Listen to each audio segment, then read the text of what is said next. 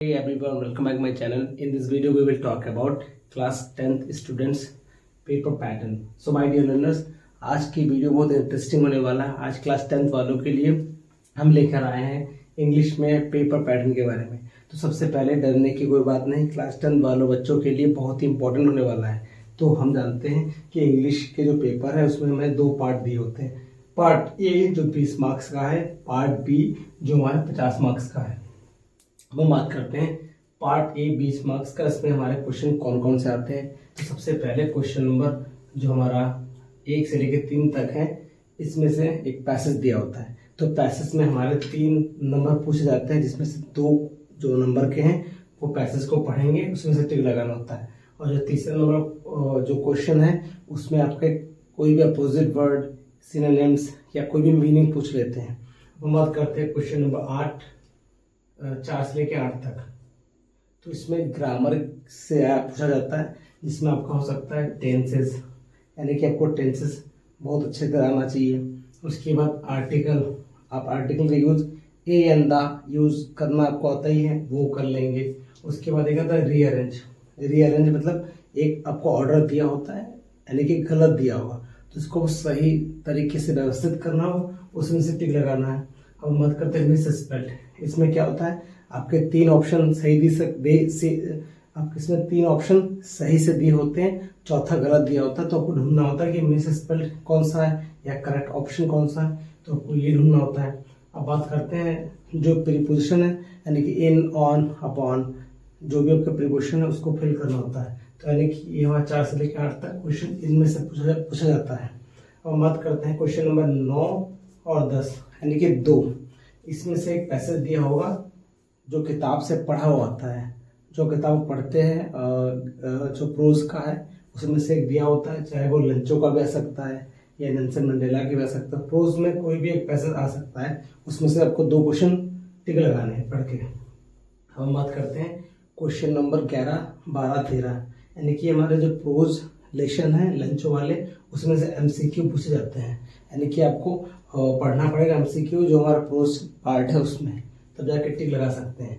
अब बात करते हैं क्वेश्चन नंबर 13 और क्वेश्चन नंबर 14, 15, 2 क्वेश्चन इसमें से इस तरह से पूछे जाते हैं।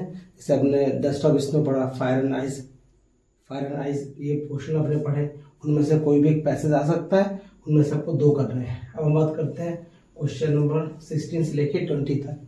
ये आपके किताब किससे आते हैं, फुटप्रिंट्स विदाउट फीट, यानी कि जो हमारे फुटप्रिंट्स हैं उसमें हमारे 4 नंबर उसमें से आते हैं। तो टोटल हमारे कितने होंगे, 20 मार्क्स के पार्ट ए हो चुका है। अब हम बात करते हैं पार्ट बी जो हमारे 50 मार्क्स का है। इसमें 21 नंबर पे एक पैसेज दिया होगा, पैसेज ABCD, यानी कि इसमें 4 क्वेश्चन पूछा जाता है जो 2-2 मार्क्स के होते हैं। 3 हमारे 2-2 मार्क्स के होते हैं, जो एक बचा मीनिंग वाला वो हमारे 1 मार्क्स का होता है, जिसमें आपका पूछ लेगा, कोई भी अपोजिट वर्ड पूछ लेता है, कोई सिनोनिम्स पूछ सकता है। तो इनको जब पूरा कर लेंगे तब हमें 7 मार्क्स इसमें से मिल जाएगा। हम बात करते हैं क्वेश्चन नंबर 22। इसके तुरंत बाद क्वेश्चन नंबर 22 पे आते हैं। इसमें आपका एप्लीकेशन आएगा या लेटर आएगा, इन दोनों में से किसी एक को करना होता है। या तो एप्लीकेशन कर लीजिए या फिर आपका लेटर कर लीजिए, इनमें से किसी एक को करना है, तो आपको मिल सकता है 4 मार्क्स। हम बात करते हैं क्वेश्चन नंबर 23, जो हमारा रिपोर्ट आएगा और एक आर्टिकल आ सकता है। रिपोर्ट और आर्टिकल इन दोनों में से किसी एक ही को करना होगा, तो उसके आपको कितने मार्क्स मिलेंगे, 6 मार्क्स मिलेंगे। अब बात करते हैं जब ये कंप्लीट हो जाता है तब हमारा आता है क्वेश्चन नंबर 24। इसमें ग्रामर का टॉपिक आता है। इसमें से हमें एक ये कंपल्सरी है, डायरेक्ट इनडायरेक्ट 2 मार्क्स का आएंगे, पैसिव वॉइस ये भी 2 मार्क्स का है, पंक्चुएशन से भी 2 मार्क्स का है, ट्रांसलेशन ये 4 मार्क्स का है। हमारे ग्रामर से इतने टॉपिक्स कंफर्म में आना ही है। हम बात करते हैं क्वेश्चन नंबर 25। ये हमारा लिटरेचर स्टार्ट होता है जो प्रोज का है। उसमें से आपको शॉर्ट आंसर 2 आएंगे जो 3-3 मार्क्स का है, यानी कि 3 दूना 6, यहाँ पे 6 मार्क्स को कवर होता है। इसमें 30 से 40 वर्ड्स के कंपल्सरी है होना। हम बात करते हैं 26 नंबर पे, एक आपको लॉन्ग से लिखना होगा जो प्रोज से आता है।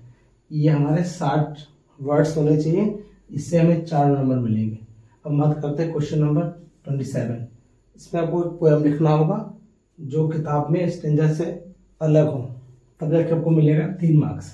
अब हम बात करते हैं क्वेश्चन नंबर 28। इसमें आपको एक सेंट्रल आइडिया लिखना होगा, जिसको 3 ऑप्शन दिए होंगे, तीनों में से कोई एक आपको जो आता है, जैसे dust of snow, fire and eyes, Amanda, इनमें से कोई भी आ सकता है, तो आपको एक लिखना है, तब जाकर आपको 3 मार्क्स इसमें से मिल जाएगा।